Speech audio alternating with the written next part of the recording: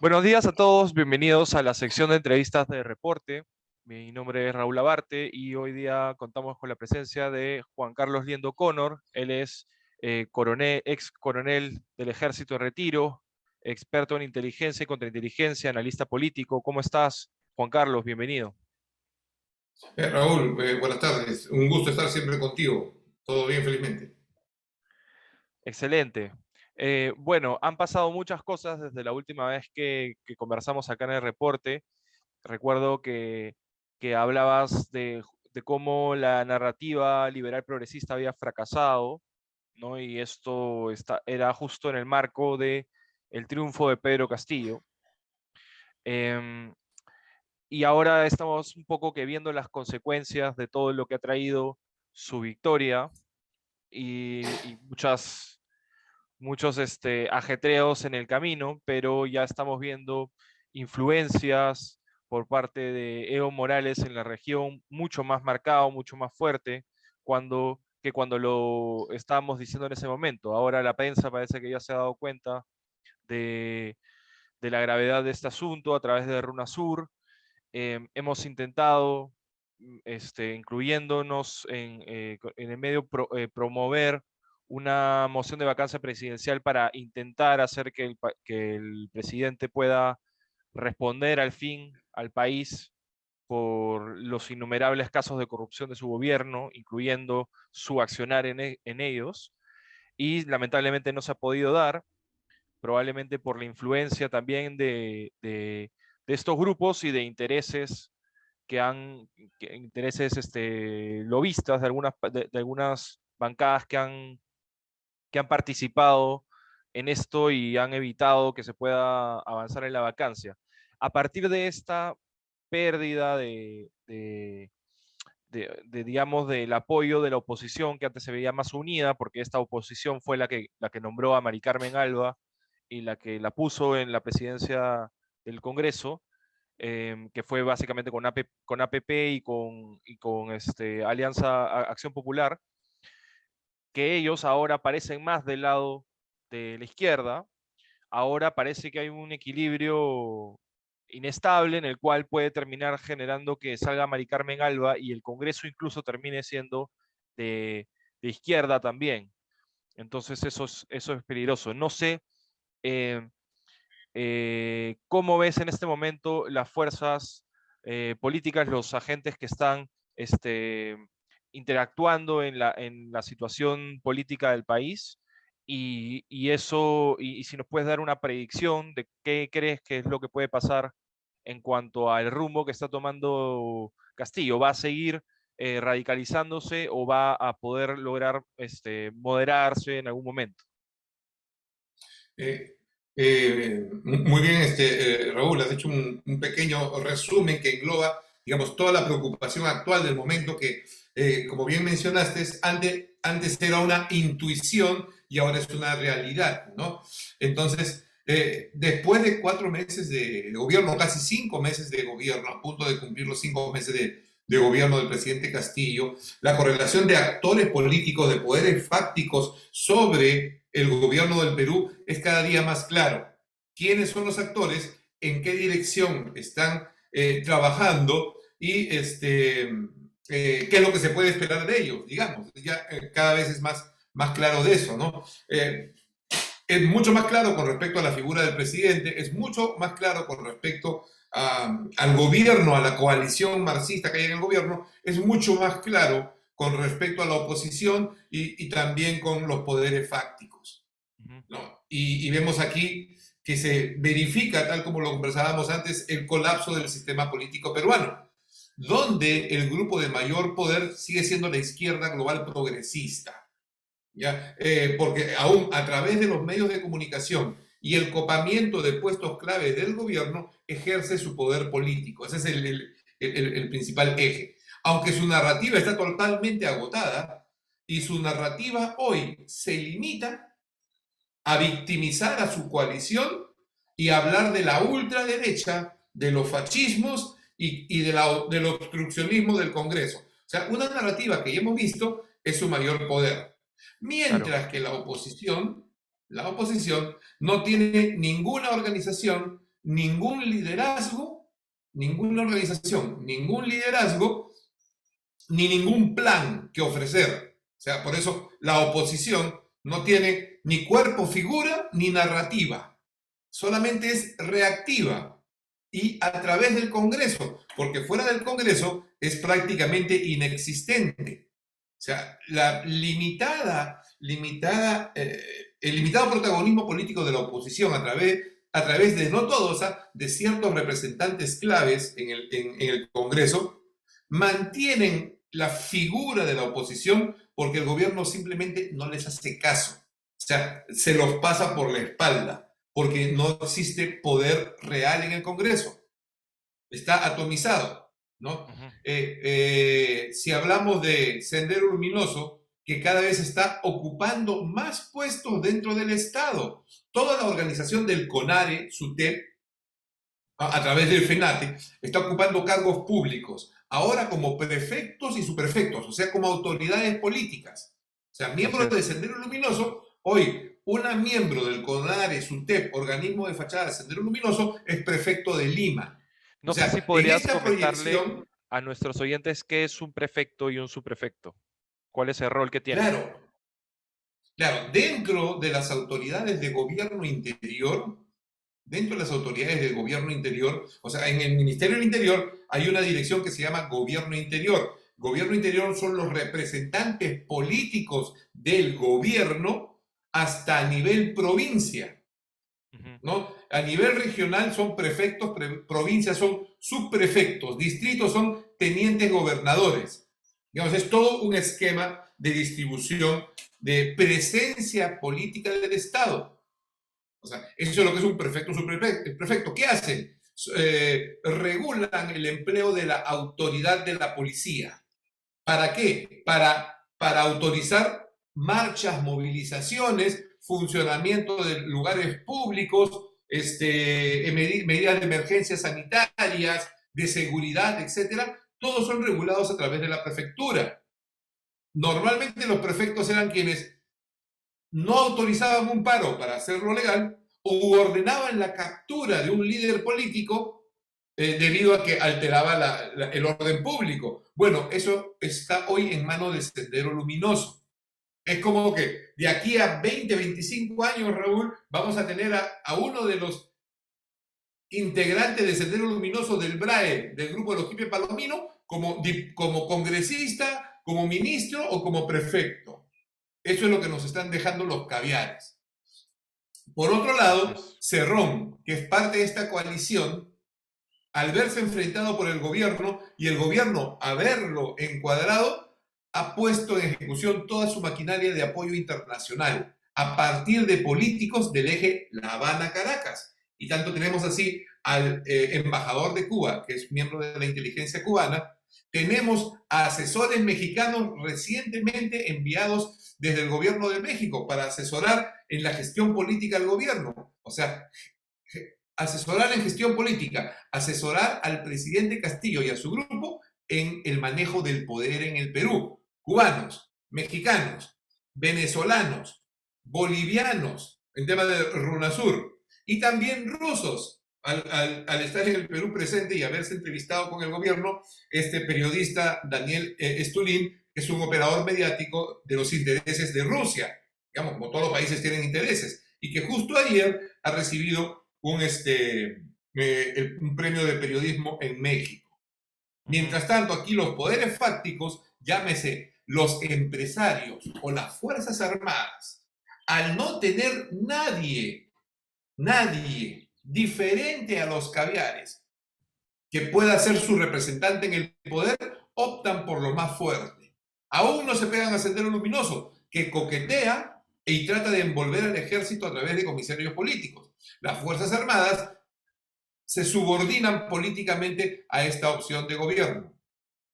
Y grupos empresariales de poder en torno al Grupo del Comercio, digamos, después de este fallido audiobomba, se evidencia, digamos, un acercamiento a los caviares que vendrían a ser el mal menor, porque no existe liderazgo nacional capaz de enfrentar esta circunstancia. Por último, Eh, Raúl.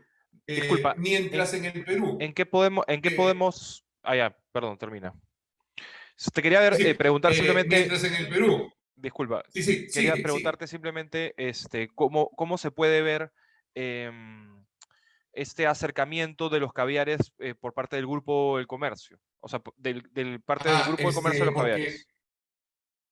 Porque definitivamente, a través del reportaje en Cuarto Poder sobre el audio bomba, se configura toda la desarticulación de la vacancia, Ujú. ¿no? Y eso, digamos, no es casualidad y hay grupos de poder, digamos, atrás. O sea, tú sabes muy bien que la prensa de esa dimensión no actúa independientemente por la voluntad de los periodistas, sino siguen una línea de poder. Y hay todo un espacio de negociación de una semana. Luego de eso, la narrativa política cambia. Nadie habla de los negocios del presidente. Aún todavía no se entrega la relación Así es. de los que ingresaron a la casa, que fue ofrecida por la primer ministro, la Defensoría del Pueblo. La sigue pidiendo, pero la mayoría del Congreso ya no la pide. Los medios de comunicación no la exigen. Y ha salido de la agenda, ha salido de la pauta el tema de la casa donde el presidente se reunió a hacer negocios fuera de las normas de transparencia. Entonces, O eso sea, no es casualidad. en este ida y vuelta que tuvimos con esta especie de acción en donde se desinfló un supuesto audio bomba, tú dices que habría una especie de maniobra de parte de estos grupos de prensa para aliarse con los caviares para evitar que se vaque a Castillo. La narrativa dominante en la última semana, para evitar que se vaque Castillo, toda va en la línea de la victimización. Hay que apoyarlo, hay que hacer el esfuerzo, busquemos los consensos, salgamos adelante. Y la narrativa de los actos de corrupción anunciados por Cuarto Poder, literalmente, tenemos al presidente recibiendo dinero, está ahí. O sea, es un anuncio del canal. Eso ha desaparecido de la narrativa, de las noticias y de los actores políticos claves. Luego, las bancadas se han alineado con esta postura. Y curiosamente, no curiosamente, sino lógicamente, como siempre, los efectos de un liberalismo caviar dejan espacio para que los radicales, ya sea de Sendero o del chavismo, copen espacios. Hoy vemos que Cerrón, que tiene todo el prontuariado y las denuncias policiales, fiscalía y problemas en curso, se coloca en el patio de Palacio de Gobierno rodeado de 5 bancadas. Sí, Y él en el centro. O sea, si me dices que eso no es poder, estamos hablando de otra cosa, ¿no? claro. Ahí está Partido Obviamente, Morado y está Somos Perú y está Juntos por el Perú y si no me exacto, equivoco, y Pepe Luna, Podemos, me parece. Sí. exacto, Pepe Luna. O sea, esa es la bancada de gobierno. O sea, el resultado de la vacancia, producto, producto de una operación periodística, ha terminado empoderando a Cerrón. O sea, en términos políticos concretos. Ujú. Dar marcha atrás, imagínate, Raúl, decir ahora, ok, acá tengo los audios, ahora sí, estos son de verdad. Ese efecto está nulo, ya no sirve. Entonces, Claro, ha sido esta desarticulado. operación política, perdón, Claro, han desarticulado la inercia que estaba generando el escándalo ascendente de Pedro Castillo, en donde cada vez estábamos encontrando más y más pruebas, hasta un momento en el cual supuestamente iba a ser la demoledora, pero crearon esa expectativa y que nunca se cumplió y se desinfló, a pesar de la serie de cuestionamientos graves que ya venía arrastrando, porque la vacancia ni siquiera se hizo con estas pruebas en el camino. Entonces, claramente ahí parece exacto. haber habido una operación de comunicación política que ha querido, de alguna manera, influir en la opinión pública, ¿no? Definitivamente, y pone al Congreso, entre comillas, al borde del suicidio, porque mira, ya tienes lo de el planteamiento del desafuero a la presidenta del Congreso, que obviamente evidencia serias limitaciones del liderazgo político. Es un Congreso anodino.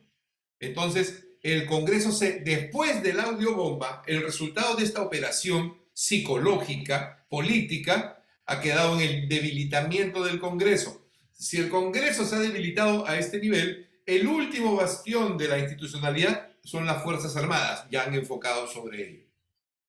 Cambios de los comandantes generales, manejo de ascensos y ahora los comisarios políticos a través de los oficiales de integridad, que quieren llamarles, ¿no? Claro. ¿Y qué tan efectivo? Porque yo entiendo, si me puedes informar también un poco de ese tema, porque yo entiendo que hubieron intentos de interferir en el proceso de ascensos y de alguna manera hubieron ciertos, ¿cómo se dice? Retrocesos. Pero ¿qué tanto se logró finalmente influir en este procedimiento de ascensos? Y qué tan castillista, de alguna manera, han logrado hacer estos ascensos finalmente, a pesar de todo el escándalo. O sea, ¿qué tanto poder ha finalmente podido ejercer Castillo en eso? Ok, lo que yo te voy a explicar, Raúl, piénsalo como una jugada de ajedrez, ¿ya? Yo sacrifico un peón por un alfil. Entonces, si yo te enjuicio como presidente por influencia en los ascensos, el presidente va a decir, no, ¿dónde está la prueba? Si se ha respetado lo que me han dicho los militares. O sea, lo que me han dicho los militares, yo lo he firmado, no he tocado nada, lo cual es verdad, es cierto. Luego, el problema de la influencia de los ascensos no son los ascensos, sino es el cambio del comandante general. El objetivo no ha sido manipular ascensos, sino cambiar a un comandante general. O sea, los efectos estratégicos políticos son más devastadores. Claro. Porque tienes tú un nuevo comandante general que debe lealtad, no a un sistema institucional, sino a una movida política que escapa de la habilidad de una persona humilde y sencilla como es el presidente. Esto está manejado en otras ligas. Entonces, el resultado concreto del escándalo de los chats no son los chats, sino es los efectos inmediatos, que es el cambio de los comandantes generales. Claro. Y es así como avanza la izquierda en temas Claro. políticos. O sea, han querido pedirle algo impropio a este comandante para probar su lealtad de alguna manera, y si lo rechazaba, entonces, bueno, ponían a alguien de alguna manera que iba a tener lealtad con él. Me parece muy interesante esa idea. Quería preguntarte respecto al rol del G2 en toda esta estrategia y qué tan poderoso es el G2, quién ha creado al G2 y cómo ha influido tal vez en otros países para poder retratar qué tan peligroso es este grupo, qué tan poderoso es y cuáles son sus verdaderos, su verdadera capacidad para poder influir en la política peruana. Voy a resumirlo lo más breve, Raúl, para evidenciar lo siguiente, digamos, hablamos del G2, hablamos de Cuba, ¿no? La cultura del poder en Cuba no es el poder de una isla bananera. Cuba fue el centro de administración, el centro administrativo y de control militar de los territorios de ultramar en las Américas para el Imperio Español. Las directivas y las evaluaciones administrativas, la organización militar, las ordenanzas militares, todas se administraban desde Cuba. O sea, Cuba era la isla administradora del Virreinato de México y del Perú. ¿Te imaginas el know-how que hay en términos de manejo de poder? Claro. Cuba fue el último dominio español de ultramar, junto con Filipinas, Cuba mucho más fuerte, de la presencia del Imperio Español. Exacto. Luego, Hasta los seres 1898. humanos, exacto, los seres humanos, las personas que viven en Cuba relacionados con el poder, tienen el background de gestión de administración continental por 300 años. A eso le sumas relaciones propias del poder, familiares e ideológicas potenciadas durante la Guerra Fría. Esa es la base del poder de Cuba. ¿Cómo se articula hoy? Todos los países civilizados han desarrollado sus sistemas de inteligencia para manejar estos asuntos de poder en temas del secreto. Ahí nace el G2 cubano, formado en plena Guerra Fría por la Unión Soviética y por la Stasi alemana. Sobre esa distribución, Cuba financia, promueve el socialismo moscovita y guerrillas, la guerra de guerrillas, desde los 60 en América Latina, el Caribe, ya, hasta los 80 con el MRTA. Con la caída del muro de Berlín, Cuba ya no hace promoción de guerrillas enviando armas, contrabando de guerrilleros, que lo hizo desde su formación, sino que ya proyecta sobre la estructura del socialismo al siglo XXI su influencia. Entonces, el servicio de inteligencia cubano es el más avanzado de la región después de los Estados Unidos. En los 90 hubo un contrapunto con el servicio de inteligencia peruano, el servicio de inteligencia... Uy, creo que hubo un corte. Analizó un poco esas relaciones, pero después de la desarticulación de los servicios de inteligencia peruanos, entonces el G2 se va consolidando en nuestra zona, en nuestra región. Hoy en día, el G2 cubano proyecta los intereses de una isla que tiene un know-how sobre el poder hispanoamericano, iberoamericano, muy grande. Y negocia su influencia con potencias extracontinentales como son Rusia, China e Irán. Y lo vemos en Venezuela, Nicaragua, Honduras, Brasil, Argentina, Chile, Bolivia, Ecuador y Perú. Entonces, el embajador cubano no está ajeno a esta dinámica natural de la supervivencia de la isla. Y culmino diciendo lo siguiente: si el presidente peruano ha pedido ayuda al presidente mexicano y el presidente mexicano lo expone públicamente, dice, yo te estoy ayudando, ¿eh? ¿A quién más le ha pedido ayuda? ¿Le habrá pedido ayuda a Cuba? ¿Le habrá pedido ayuda a Rusia? ¿Le habrá pedido ayuda a China? ¿Le habrá pedido ayuda a Irán? Recuerda que también el mayor visitante de Palacio de Gobierno al inicio ha sido un yemení. Ese yemení está asociado con Irán. Entonces, lo que representa aquí el Cuba y el G2 cubano es parte del eje de proyección del poder e intereses de la isla, en sus legítimos intereses de supervivencia y ejercicio del poder, que hoy aterrizan sobre Perú, un país sin estructura de poder, un país, Perú, nuestro Perú, con un sistema político colapsado y con una cofradía liberal progresista, de izquierda progresista global, en el poder de hace 20 años que ha debilitado todas las estructuras de poder existentes en el país. Así nos encontramos.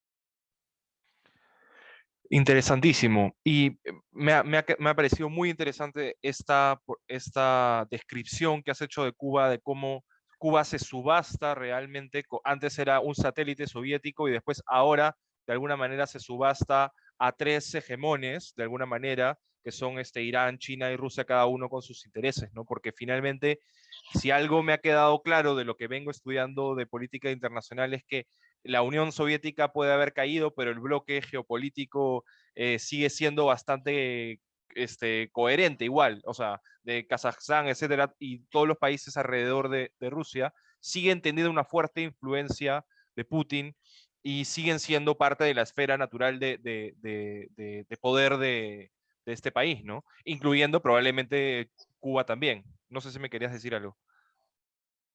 Sí, no, exacto, en esa misma línea, ¿no? Y los intereses concretos sobre el Perú definitivamente van sobre los minerales y la posición geopolítica estratégica en el Océano Pacífico Sur. O sea, después de Los Ángeles y San Francisco, el principal puerto, o sea, y no el Canal de Panamá, el principal puerto es el Callao, o sea, como puerto de distribución para América del Sur.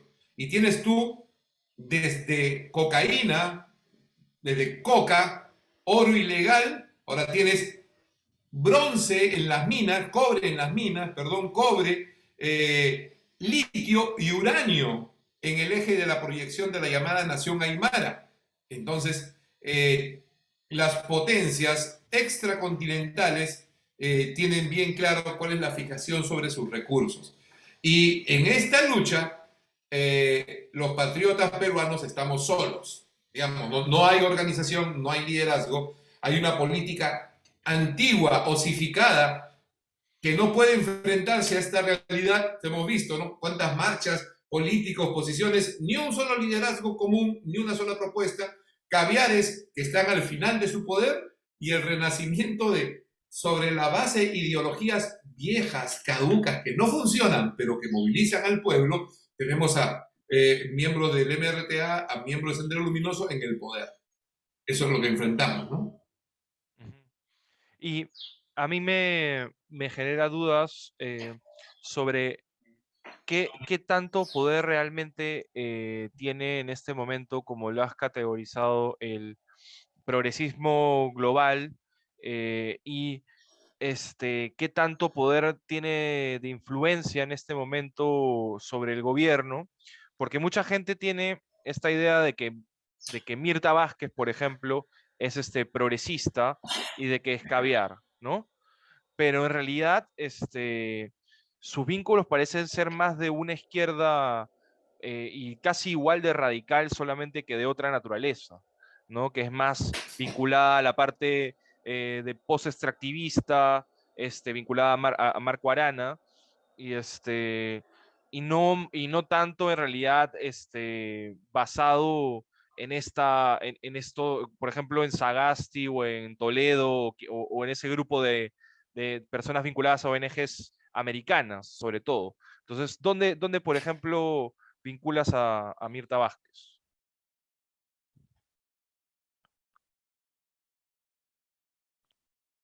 Creo que se ha cortado. Los caviares tienen categorías en sí mismos, ¿no? Sí. Tú los has... Sí, Lo que pasa es que se paró por un momento, pero ya, no te preocupes, sigue. ok. Te decía un poco que los caviares son de la misma especie y diferentes, digamos, ramificaciones de esas especies, ¿no? Si hablamos de los antimineros o ecologistas radicales alineados con Greenpeace, Oxfam, etcétera, donde se alinea la parte antiminera, ahí vemos pues al Marco Arana o a la actual primer ministra, pero son parte de la misma estrategia, son parte de la misma familia. Tienes tú caviares radicales extremistas, eh, eh, ambientalistas, antimineros, digamos, ecologistas, y tienen los otros caviares políticos que son de la burocracia de la agenda global. Son el mismo cuerpo. ¿No? Ujú. El tema es que en la realidad, y por su falta de cohesión social, porque es una imposición externa de las ONGs que tienen limitaciones para manejar capacidades locales, pueden saltar de un lado a otro. El tema es que los extremistas, ecologistas, ambientalistas, se juntan con las posiciones marxistas del ambientalismo o del indigenismo para formar un bloque. Luego, lo que es Mirta Vázquez es un puente entre Sendero Luminoso y los otros caviares. O sea, es un puente o son una fuerza política tapón. Para no chocar, entre ellos existen la línea de Marco Arana, la línea de Mirta Vázquez. Mm. ¿No? Entonces, pero es parte, todos se alinean con Es los un buffer. principios de la escuela.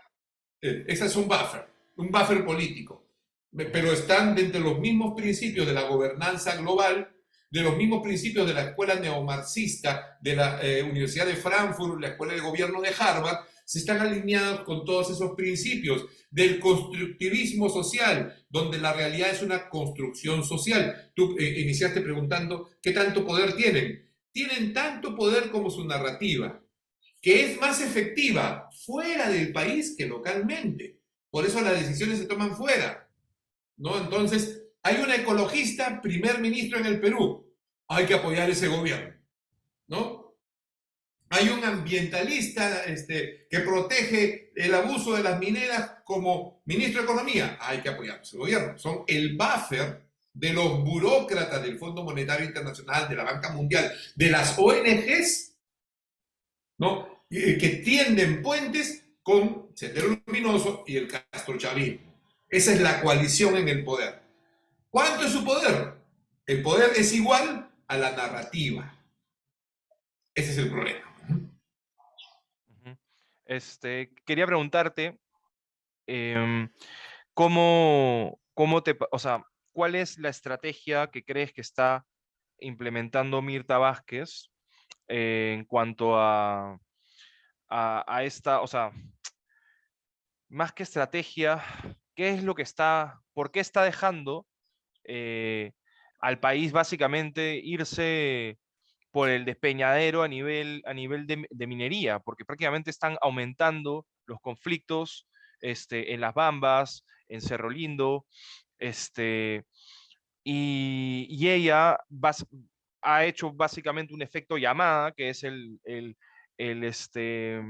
decirle a personas que hicieron un atentado contra instalaciones mineras que básicamente no tenía ningún problema, ¿no? O sea, y que iban a cerrar las minas, pobrecitos. Entonces, finalmente, si es que ese es el mensaje de la primer ministro, pero esta minera además es China, la de las Bambas, en el caso de las Bambas, entonces me pregunto, ¿qué es lo que están intentando hacer en la parte minera? ¿Cuál es su estrategia? ¿Cómo confluye su estrategia con estos conflictos sociales que están dejando escalar? ¿Con qué fin crees que lo están haciendo? Digamos, aproximaciones, una individual y otra sobre el significado de ello. Cuando tú me hablas de la estrategia de Mirta Vázquez, de la decisión de Mirta Vázquez, tengo sumamente mi reparo porque todo su lenguaje, todas sus expresiones, sus intervenciones y sus relaciones, si tú miras directamente, no tienen ninguna capacidad de articulación de poder. Ninguna, ninguna. Pero sí tienen poder, ¿ya? Lo que habla, lo que dice, porque ya lo hemos visto, ¿no? Permisividad con la quema de minas, con la toma de carreteras y ello, ¿no? Ok. ¿Qué pasa con personas que ocupan el cargo como la actual presidente del Consejo de Ministros? Dentro del marxismo, la individualidad se diluye. No es Mirta Vázquez. Lo que hace Mirta Vázquez es cumplir una agenda dentro de un proceso político. La realidad para el constructivismo social no es un tema de definiciones, alcance u objetivos. No, la finalidad política del ejercicio del poder es ser consecuente con el proceso. O sea, obviamente un proceso que lo definen ellos, ¿no? El poder como proceso. Siempre, o sea, es la interacción dentro de un proceso. Entonces, ¿qué parte del proceso estamos viendo? Y aquí sí, los marxistas, los caviares, sí analizan y trabajan sobre el proceso político del poder.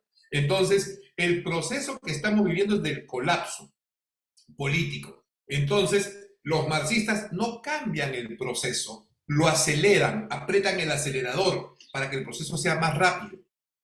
Entonces, aquí no se trata de salvar al Perú, buscar el bien común, no, se trata de acelerar el proceso de destrucción de las bases de la República Liberal Peruana. O sea, estamos en ese proceso. La lógica de tirarse abajo la economía, de una política tan burda como la que estamos viendo, que no genera poder local, la pérdida de las mineras, o sea, va en ese sentido. Aquí viene una tabla rasa, ¿ya?, de la estructura que va desde la propiedad del suelo, el régimen de propiedad del suelo, los contratos con el Estado para destruir la actividad minera, a tal punto de que los empresarios digan, oye, me voy, ¿qué es lo que está sucediendo? Entonces, lo que pasa con la política minera de este gobierno es que están apretando el acelerador para acelerar el proceso de destrucción de la economía peruana. ¿Con qué finalidad? Una vez destruido, se impone el modelo del más fuerte. O sea, chino, caviar, senderista, castrochavista. O sea, estamos viendo el proceso de destrucción de las estructuras nacionales para dar paso a un nuevo tipo de poder. Esto es muy interesante para todavía jóvenes como tú, Raúl, que van a tener una vida protagónica en la construcción de un nuevo orden del poder en el Perú. Yo soy de la última generación de los baby dinosaurios, digamos, ¿no? Los últimos que vieron algo de orden. Tu generación solo ve desorden. Entonces, lo que estamos viendo con la política de la primer ministro es terminar de arrasar el campo, porque arrasando el campo, arrasas la ciudad. Mira, alimentos, abastecimiento, electricidad, agua, es la segunda parte, la parte final del proceso. Neutralización de las Fuerzas Armadas, neutralización del Congreso, neutralización del Poder Judicial, todos alineados en la destrucción del Estado. Una vez que esté destruido, va a ser mucho más barato para los chinos, los rusos o los lobistas especuladores de tomar los recursos naturales del Perú. Estamos en ese proceso, que es inevitable, ¿eh? Ese proceso es inevitable. Por eso los desafíos deben ser, satisfacer los desafíos debe estar condicionado a mirar el proceso en su conjunto. Si yo oriento todas mis fuerzas a la vacancia, que es una vacancia, y no miro el proceso, estoy perdido. Así es. Si yo miro mi acción política para ataques puntuales y no miro el desarrollo del proceso, entonces es de más lo que estamos viendo. Perdemos no solo el tiempo, sino energías y el ritmo de la historia. Mientras otros sí lo ven y están trabajando para el segundo tiempo, ¿no? Claro. Y eso me lleva a la pregunta que podría ser la final. A veces me pregunto si es que la alternativa es precisamente dejar de actuar como reaccionarios, ¿no? Y tal vez empezar a pensar en escuchar lo que están diciendo, en escuchar lo que está diciendo estas fuerzas e intentar de alguna manera reemplazarlas, ¿no? Reemplazarlas con el mismo discurso, pero con otros intereses, ¿no? Porque al final las narrativas, debes saberlo bien, son instrumentos de poder. Entonces, lo que importa es quién financia la narrativa. Entonces, tal vez la alternativa sea precisamente formar un movimiento que no sea necesariamente derechista, ¿no? Sino que tal vez pueda ser justamente un movimiento que también tenga un corte patriótico, ¿no? Y que también quiera reivindicar de alguna manera el Perú, ¿no? El país por ejemplo, el hispanismo, que me parece una corriente interesante, y que tal vez pueda ser la punta de lanza en el futuro para ese segundo tiempo. No sé qué, creo que esto ya te lo he preguntado alguna vez, pero justamente por ahí podría ir esa planificación para el segundo tiempo, o cómo lo harías tú. ¿Cuál crees que, no me reveles toda la estrategia que puede salvar al Perú, pero tal vez puedes darnos algunos visos? Sí, digamos, conversamos siempre con un grupo de amigos, y esto es inevitable, que tenemos cierta experiencia en estos asuntos.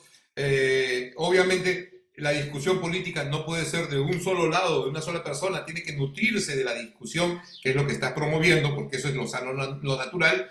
Y yo te diría tres cosas a tener en cuenta, ¿no?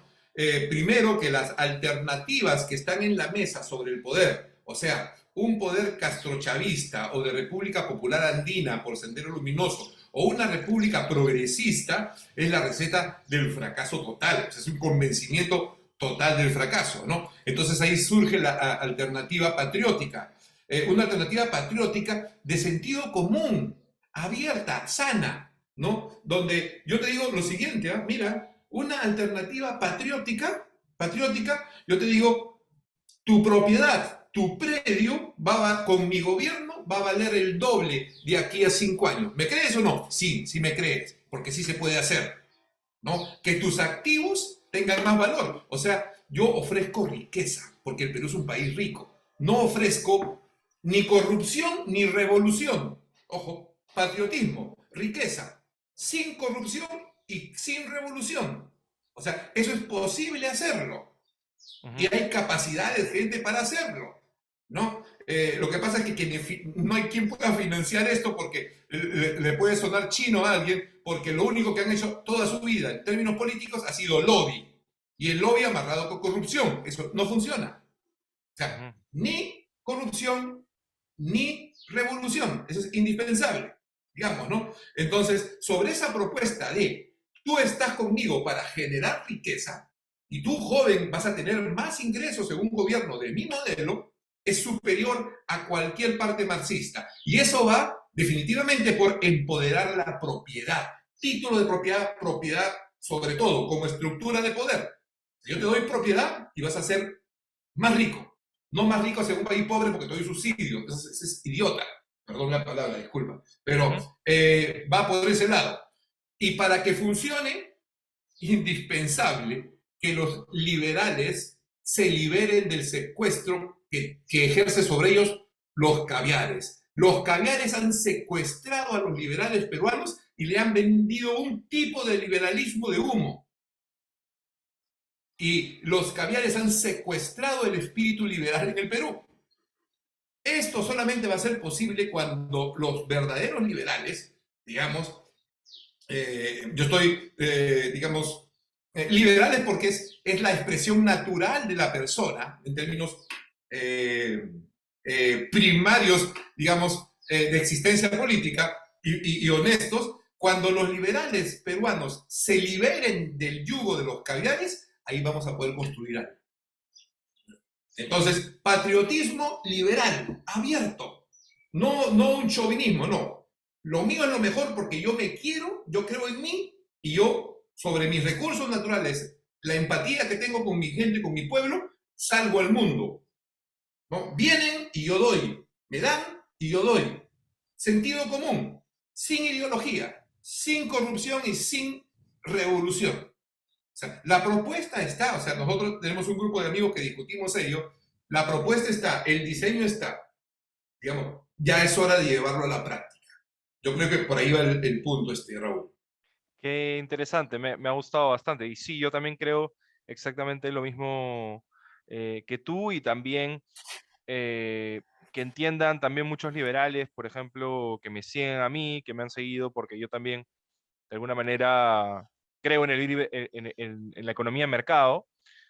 Si bien yo no sé, tal vez me considero un poquito más conservador y sobre todo muy realista a nivel político, y más ahora que estoy aprendiendo de política internacional, eh, porque finalmente no todo es economía, ¿no? Y sobre todo, y sobre todo a nivel internacional, hay que entender los intereses de los discursos que se financian, de las agendas que se traen, y no siempre todo lo que se ve como liberal es liberal, y no siempre todo lo que se dice liberal es liberal, y por lo tanto Exacto. no hay que juzgar a la gente por lo que dice, sino por lo que hace y por a quién le conviene eso que hace, ¿no? Muchas gracias, Juan Carlos. Claro. No, las gracias a ti, Raúl, y siempre, ya sabes, a tu disposición y mis mejores deseos de éxito al esfuerzo que vienes haciendo con tu programa. Un esfuerzo honesto y libre, que es importante. Muchas gracias, Juan Carlos, y muchas gracias a todos nuestros oyentes por esta entrevista, por haber seguido con nosotros esta conversación muy interesante, muy educativa. Y si les ha gustado, no se olviden de darle like, suscribirse al canal y darle a la campanita. Muchas gracias y buen domingo a todos.